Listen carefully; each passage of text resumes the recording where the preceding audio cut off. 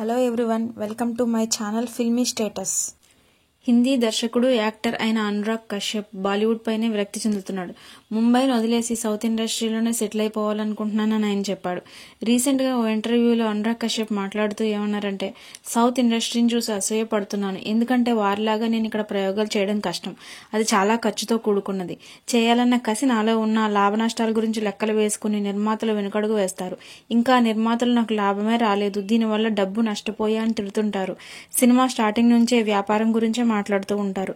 ఎలా అమ్ముదాం, మనకెంత వస్తుంది, ఇదే చర్చ. అందుకే ఈ ఇండస్ట్రీ నుంచి బయటకు వచ్చేయాలనుకుంటున్నాను. వచ్చే ఏడాది ముంబైని వదిలేస్తాను అని అనురాగ్ కశ్యప్ ఒక ఇంటర్వ్యూలో అన్నారు. ఇంకా ఏమన్నారంటే, ప్రముఖ నిర్మాత సురేష్ బాబు ఎంతో మందిని నమ్మి కొత్త దర్శకులను వెండితెరకు పరిచయం చేశారు.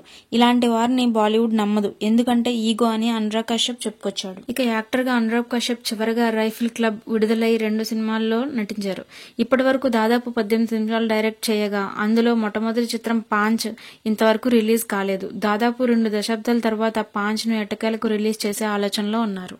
ఈ వీడియో మీకు నచ్చినట్లయితే లైక్ చేయండి, షేర్ చేయండి. మరిన్ని ఫిల్మీ అప్డేట్స్ కోసం సబ్స్క్రైబ్ చేసుకోండి.